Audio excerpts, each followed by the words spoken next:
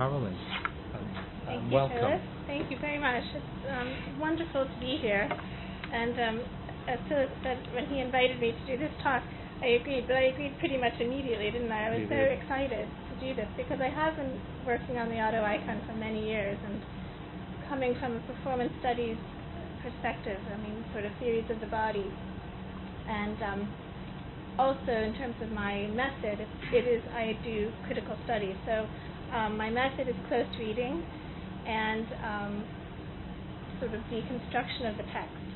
And that turned out to be a great joy with the Bentham text that we were reading for today, because Bentham is an amazing writer. So as I was doing the research and thinking about what to talk about, I realized that I would like to talk about Bentham as a writer, his practice as a writer. And also Bentham, and what kept coming through, which is really ultimately what I'd like to do more of, is Bentham as a philosopher of language, because he really is a proto-semiotician, in my opinion. So I think somehow for me, everything comes back to his philosophy of language, and that's what turned out as I was writing it. It kept coming through. So thinking about the body, him as a writer, and also sort of reading his text closely in a sort of literary way, because Bentham himself is a close reader. He reads the Old Testament and the New Testament very, very assiduously and closely, and Bentham thinks a lot about language.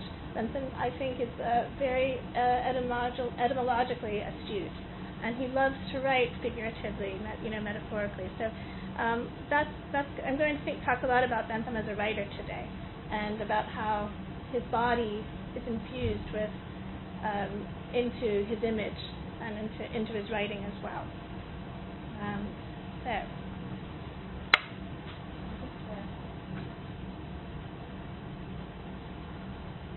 Put that up there for you to look at as I start to read. Amongst Jeremy Bentham's myriad manuscripts, the arduous reading, editing, and transcribing of which contributes to the work of many a scholar here today, and quite a few scholars heretofore, one particularly peculiar manuscript was withheld from circulation at the time of Bentham's death by his editor, John Bowring. This manuscript, written in 1831, up until he died in 1832, was entitled Auto Icon, or Farther Uses of the Dead to the Living. And just out of curiosity, has anyone here read that essay? I'm sure you guys have, but has anyone else? It's really a kind of eccentric and interesting essay. Yeah, Chris read it, won't you? Chris. Okay. Okay. So the essay argues for the benefits of preserving and displaying the heads of our dead bodies, a last act that would uphold his utilitarian principle of the greater happiness for the greater number. And in the essay, which I won't go into lots of detail, but I just wanted to put this slide up, he has a lot of examples of models that we can follow in order to auto-iconize ourselves. So he talks about New Zealand heads that you would put in the oven. He talks a lot about this wonderful performer, George Alexander Stevens, who did these lectures on heads. He wandered around different towns, I think in America as well, and he did these sort of almost like puppet shows in a way. And so this is one of the many, many things that Bentham kind of models his head auto icons. So the late Robert Fenn's carefully annotated version of this essay attempts to correct what he deemed the damage done to Bentham's legacy by the prudish Bowring. Bentham's anti-religious writings and his manuscripts redeeming sexual irregularities were similarly considered inappropriate to be published. So what I would like to do is first to discuss the auto icon, which is the name of the body itself, the essay by the same title that we just talked about, as well as the title for his instructions annexed to his last will and testament, explaining the process by which he wanted his body to be auto-iconized. For Bentham, his self-portrait is what he described as an autograph of a higher order. Autographic in the sense that, like a signed autograph, Bentham's image works as an indexical graph or piece of writing of himself, bearing the physical trace, or more than a trace, of its subject. Auto-icon will soon be understood, Bentham proposes, for a man who is his own image, Is not identity preferable to similitude? Bentham's own auto-icon was arguably the fullest realization of his greatest happiness principle. Through the mingling of writing, image, and corporeal body, Bentham's auto-icon is the corpo-realization of what underlies Bentham's theories of language, logic, and legislation, the resolution to work language back to a tangible, real entity. Today I want to highlight the particularity of the human body and Bentham's insistence upon real entities, a particularity which comes through in his writing through metaphors of the body. But just as the image of Bentham is not a figure of the, quote, real thing, so too in his writing Bentham works beyond metaphorical figure. Reading of sexual irregularities and other writings on sexual morality, and Not Paul but Jesus, in conjunction with the auto-icon, supports Bentham's aspiration for language to be grounded by physical substance.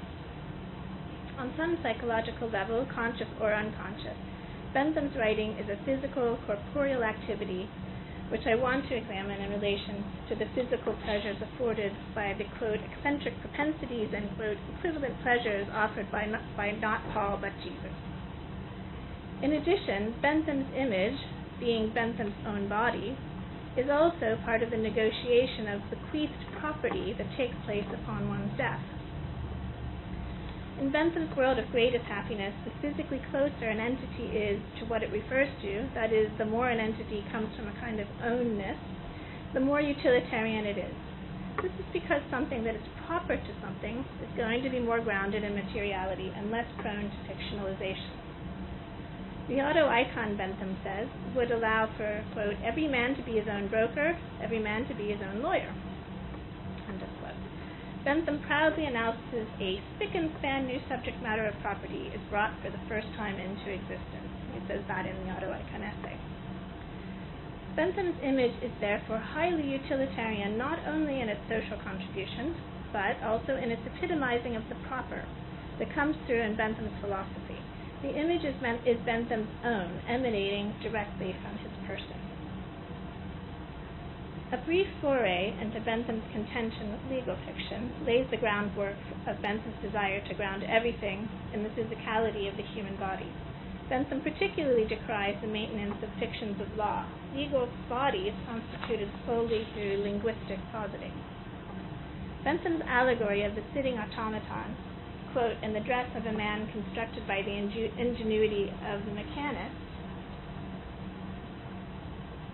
personifies the deceptive operation of fiction that forms the bedrock of bad legislation and morality. The auto-icon as an image, body, and text thus gives us a special hindsight into Bentham's theory of fiction. It is the bodying forth, the appropriation of the legal person. And this is just, instead of reading the whole thing out, this is a quote that came, it's in the Theory of Fictions that's collected by Ogden, but it's actually a footnote to Bentham's writing on motion. And I just came upon it, and I just thought it was so interesting. I've given you an illustration of an automaton by Brian Selznick to give you a sense of sort of Bentham's interesting use of language. But to look at this quote about beholding at a distance and the kind of trickery that the automaton figure gives people, this is part of his kind of allegory of the legal fiction, the subject of legal fiction. So for him, I sort of see the auto-icon as the solution, the way to sort of body forth the body that he says is not present in the fiction of the legal body. The auto-icon as legal person is not a function of language, but an annexation of real property. Bentham's last will and testament bequeaths not only his manuscripts, his corpus, but first of all his corpse to the University of London Medical School. Revised on May 30th, 1832, the will opens with instructions for his dead body, as soon as ascertained dead, to be immediately delivered to his close friend Dr. Southwood Smith, who was to preserve Bentham's body in the manner expressed in the annex to the will. But even preceding the explicit instructions in the annex, Bentham tells his executors what is to be done with his skeleton.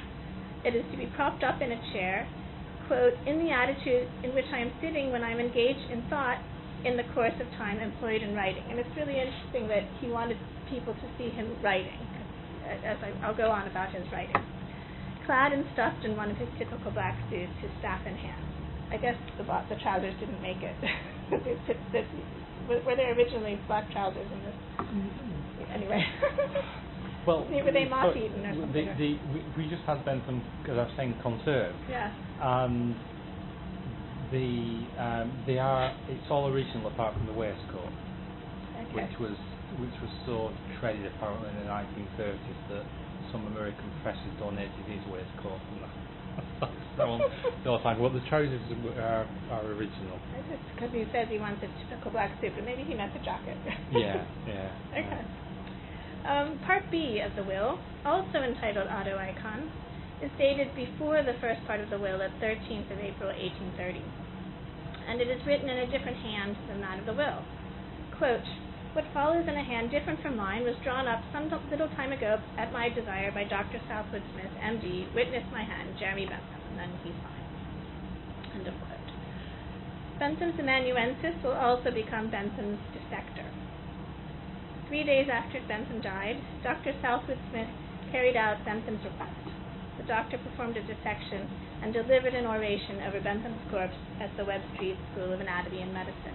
And of course, I don't go into this in this paper, but the real reason Bentham wanted his body auto-iconized was because he was, an activist in getting corpses made legal, so that people, medical schools could purchase them legally, and people could learn anatomy that way legally.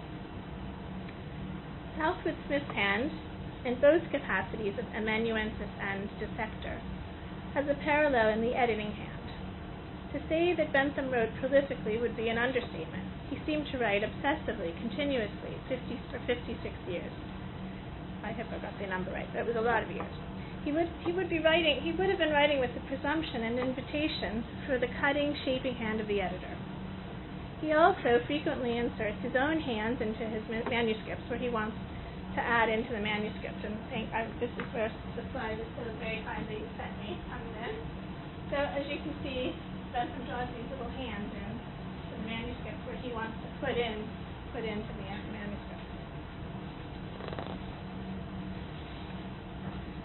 Reading the editor's introduction to Of Sexual Irregularities and Other Writings on Sexual Morality, one gets a distinct sense of the physical materiality of the manuscripts. Bentham had an elaborate writing process by which he left himself and his future editors indications or suggestions about insertions, incorporations, earmarks, chapter headings and subheadings, running headings, descriptive headings, titles, margins, footnotes, rudiments, and appendices to the text sheets on unruled composition paper. In order to help his editors with such sprawling stuff, textual stuff, Bentham organized the manuscripts into what he called spencers, on which he wrote descriptive headings. Bentham creatively redeployed which, following the OED, otherwise refers to a kind of wig or a short double-breasted overcoat. But Bentham's usage of it also implies that his writing is a body needing to be clothed, with Spencer's helpfully giving that body its organization. And there are other examples where he uses the metaphor of clothing or vestments. So, for example, he talks about, in the Theories of Fictions, he talks about legal right, the fictional entity of legal right being invested or a vestment, and he thinks that that's a problem. He says, according to a phrase more common in law language than in ordinary language, a man is even spoken of as being invested with it. Vestment is clothing, invested with it makes an article of clothing, and as much as to say is clothed with it. So he's thinking about bodies and clothing, and it comes through in his writing. Engaging with Bentham's work as a material writing scenario, the manuscripts are almost plastic in their readiness to be shaped, beckoning to be worked by supplemental hands. We certainly get a sense of tangible substance. This substance is corporeal, directly emanating from Bentham's hand.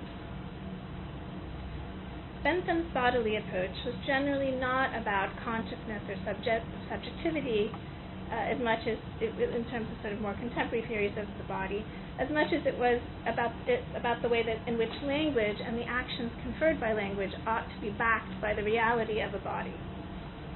In this sense, the body is worked as the material gateway to good principles of morals and legislation. His language is infused with signifiers of the body. His fundamental measuring units of pleasure and pain may signify beyond literal bodies, but both those terms do bear immediate bodily denotation. Other fundamental terms also have bodily assumptions. For example, mischief, the name for the divergency from the common end of happiness. Bentham loved his etymological footing, and his choice of the word mischief is felicitous in and of itself. From the Middle English and Anglo-French word meschef, for misfortune, and from the Old French meschevet, to come out badly without a head, chief, or end, mischief is the ideal discourse for infelicitous outcomes that would have been the result of having no proper head, and by inference no proper body. We know that the head for Bentham stands in synecdochally for the entire body, because of what will be proposed in his auto-icon final essay. Once aware of the body language Bentham loves to use so much, we see that most parts of the body frequently find their way into his general lexicon.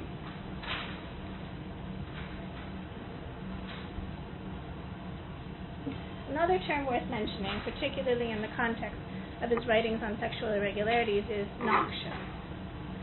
In one of the main examples of the use of this term, Bentham condemns the severe condemnation of what he considers the least noxious instances, such as irregular sexual acts, because these condemnations are little governed by utility, whereas acts what he considers most noxious are severely condemned. The Latin word noxa means harm, but the etymologically astute Bentham probably also knew that before the Latin noxa came the Greek word necra, meaning dead body. Noxious refers to harm done, particularly to the body. In Of Sexual Irregularities, Bentham's exposition of, quote, that antipathy which springs up on the ground of taste, produced by difference of taste, end of quote, provides a more complex understanding of Bentham's contentions. Antipathy also has bodily coordinates. The human breast, Bentham repeatedly writes, is the seat of antipathy.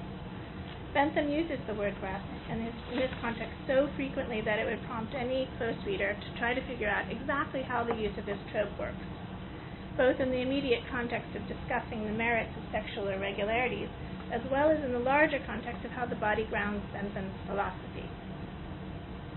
Bentham's application of the breast as the ready seat of public odium positions it as part of the artillery of injustice. So what I've done for the next slide is I've put a paragraph up for us to sort of look at and pull apart together, and I've bolded some parts of his language that kind of give you a sense of the way he is, well, the relations, the sort of connotations that are linked into the breast. So he says, the truth is that, by the epithet unnatural, when applied to any human act or thought, the only matter of which it affords any indication that can be depended upon is the existence of a sentiment of disapprobation, accompanied with passion, in the breast of the person by whom it is employed, a degree of dissocial passion by which, without saying to inquire or to consider with himself whether the practice, and thence the conduct and character of him whose practice it is, be or be not in any way, and if in any way, in what degree, noxious to society. He endeavors, by the use thus made of this inflammatory word, to kindle and point towards the object of his ill will, that same dissocial passion in other breasts, for the purpose of inducing them to join with him in producing pain, in some shape or other, in the breast of him by whom the passion has been excited. So you see I've sort of emphasized a few words, and he uses the term breast a lot, so I thought, what's going on here? Bentham uses the words such as passion, inflammatory, kindle, join, excited, to characterize what happens when the word unnatural gets affixed to any given event or practice, public opinion thus spreading like fire to other breasts. Bentham follows this exposition with several more examples of breast passion, going on to set up antipathy, public opinion, and judgmental taste as being unworthy foundations for morals and legislation. They would most certainly fail the test of utility.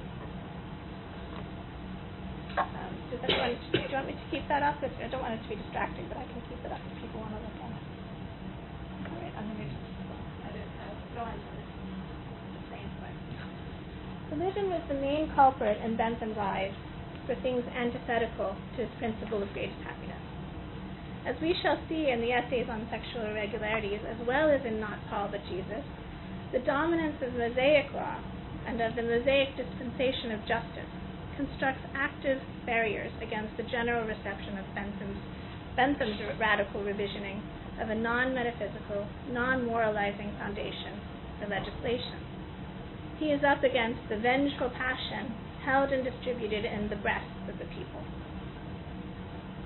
Bentham proposes that Moses and the Old Testament laid the groundwork for religion itself and what he called its theater of rigors. This theater of rigors was responsible, he writes, for the transition of physical dirt and impurities into moral impurity. A long passage in which Bentham establishes the introduction of religion and the consequent leap from the physical to the moral also invokes the breast as the seat of gratification of antipathy and fear, especially in cases of sexual irregularity. And I'll just read this to you. In the breast of Moses, the sentiment of antipathy found an object and an exciting cause in every sort of irregularity belonging to this class, sexual class. The more fear in the breast of the subject many, the more power in the hand of the ruling few.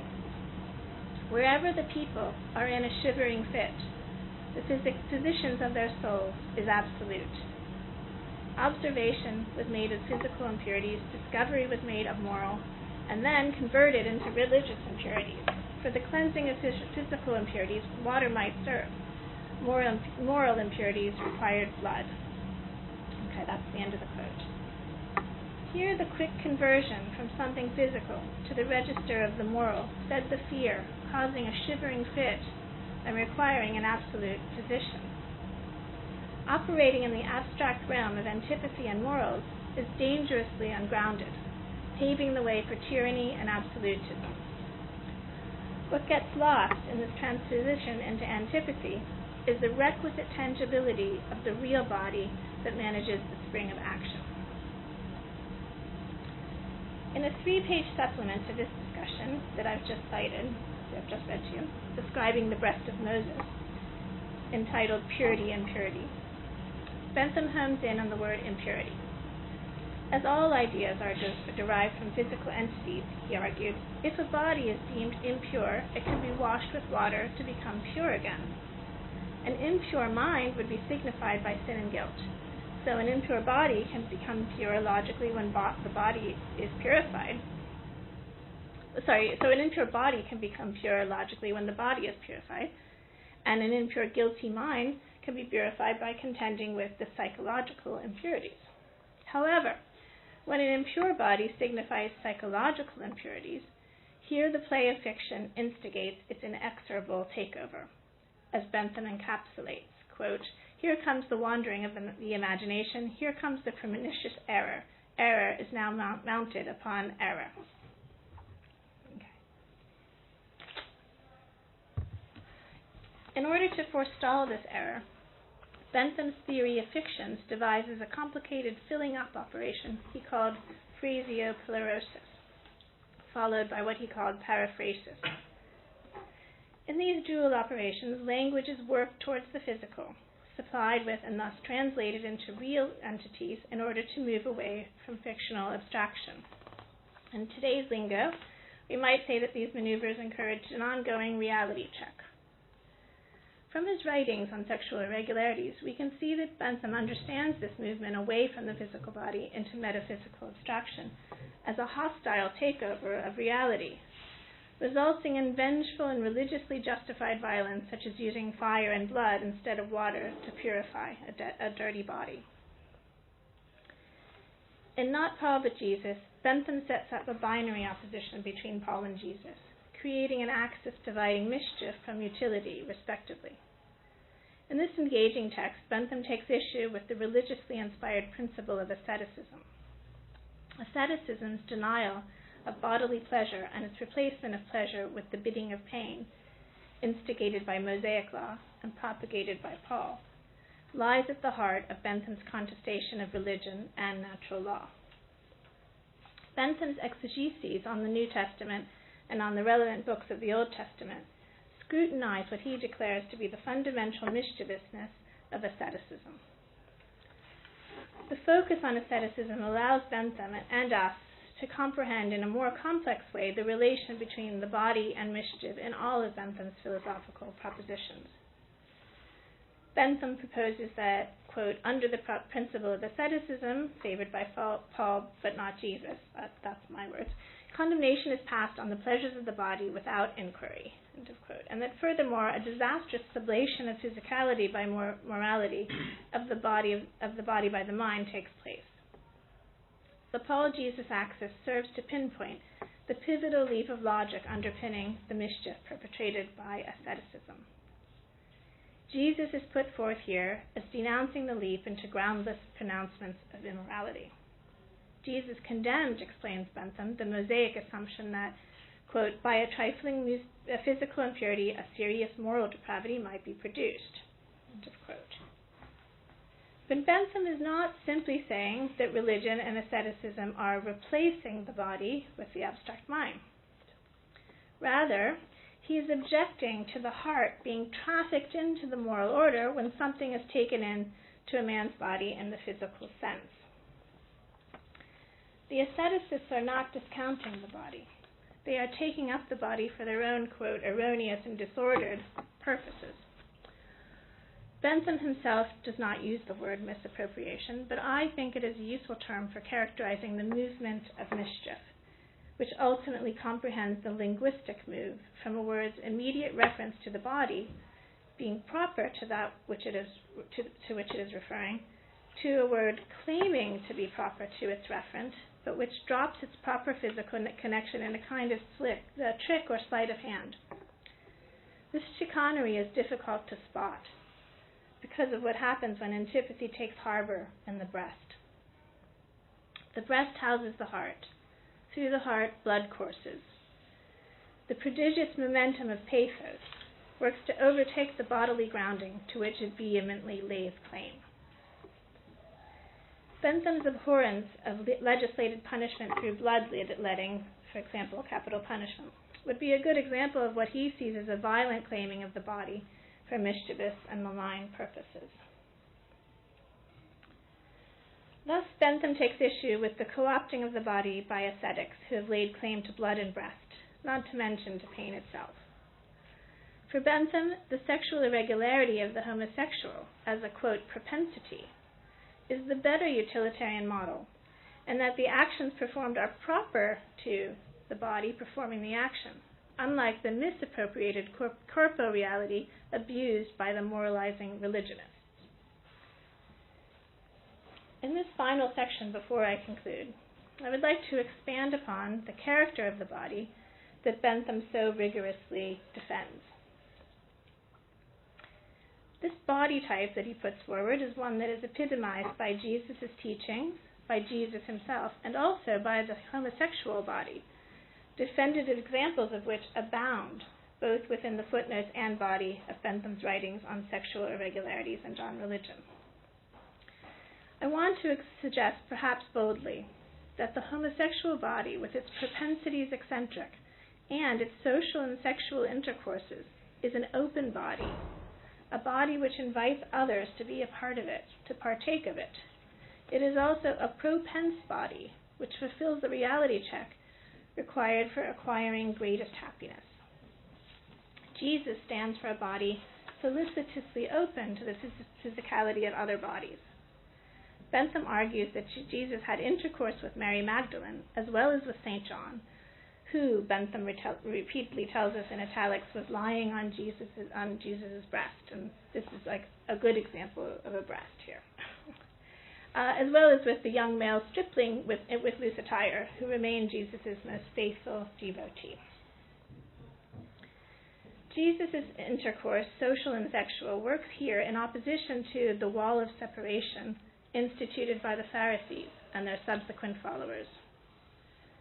For Bentham, quote, the avowed design of keeping up a wall, an everlasting wall, of separation between this and every other, the prevention of all convivial and thence of all social intercourse, end of quote, is dissolved by Jesus when he says in the books of Mark and Matthew, quote, there is nothing from without a man that entering into him can defile him, but the things which come out of him, those are they that defile the man, end of quote. Bentham embraces this welcoming of entry into the human body, as we saw throughout sexual irregularities when he set up an equivalence between the appetite for food and the appetite for sex.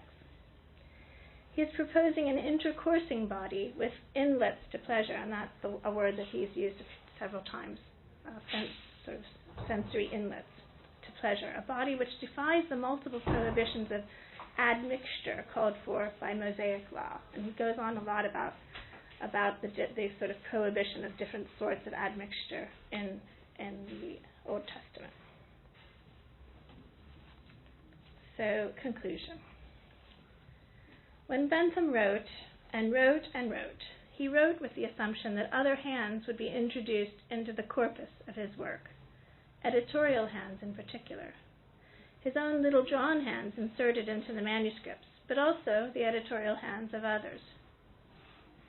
One particular editor he desired to give his work shape, clarity, and even some aesthetic appreciation. The desire for whose editing hand was proposed in the concluding paragraphs of the chapter entitled General Idea of Not Paul but Jesus, was William Thomas Beckford, author of the History of the Caliph Vathek, published in 1786. Here Bentham invites Beckford to be his editor and collaborator in the Not Paul but Jesus venture. There he is. Beckford was a writer and a collector known for his homosexual encounters as well, whose novel Vathek described the sensual activities that Bentham embraced, at least philosophically. We might even call Beckford an aesthete. Bentham calls upon him to be a partner, with whom he might confide secrets, who might supplement the manuscript with his notable literary talent. And I just wanted to show you the paragraph where he kind of puts out a call to Beckford here. Does anybody want to volunteer to read this in the Beckford sort of tone? I could read it, but it's not really Beckford. So this is Bentham speaking, and he's making a call for Beckford to be his editor. The author is desirous of finding in an appropriate social intercourse and external support for his faculties under a burthen of such a magnitude, a sort of partner, in whose honor and point of secrecy and all other points he could confide, and by whose sympathy he might be cheered and support, a cooperator in whose literary talents, whatever deficiency there may be, in his own might find supply, who in his own person might find an amusement in giving form and order and superior expression, and perhaps additional quantity to the material which are in readiness to be supplied. For all this, the author's eye has turned itself to the author of the History of the Caliph Vathek. Bentham's proclivity towards social intercourse and his invitation for someone to supplement this manuscript are in character with the body type that he placed in the domain of Jesus and the homosexual, a body which happily admits entry, which does not erect boundaries of separation, a body which enjoys the pleasures of social and sexual intercourse, thereby providing material grounding for greatest pleasure and greatest happiness. Beckford's sympathy and aesthetics are welcome because they are, in the figure of the homosexual Beckford, grounded in a real propense body. So sometimes, he wouldn't normally have sort of agreed with antipathy and sympathy, but because it's coming from Beckford, I thought that was interesting, so that he was welcoming the sympathy. Is not Bentham's dear friend Southwood Smith called upon to dissect Bentham's dead body, cutting into that body, a parallel figure to that of William Beckford, also called upon to give form and order and expression to the corpus in question, with his invited hand? We are back to Bentham's image. Bentham's image is Bentham's body, but it is also Bentham's writing, because Bentham's auto-icon is a form of writing, autothanatography. Working with the voluminous manuscripts and their editorial supplements, we have a sense that Bentham's relation to his own writing practice was one fully integrated with his radical philosophical departures from metaphysical foundations, namely, that the immediacy of the corporeal body is consistently present, and that this corpus is a body which invites the right of entry through various modes. Through this allowance of pleasure comes the greatest happiness for the greatest number. When the corpo reality check is carried out, Bentham's image and his written corpus deliver a steady supply of tangible substance. Thank you.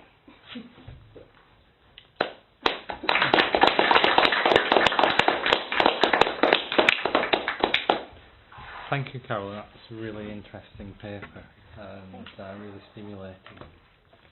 And so we now have some time for questions. Peter. Yeah, thank you. That was really interesting. I just wondered if you've taken any precautions in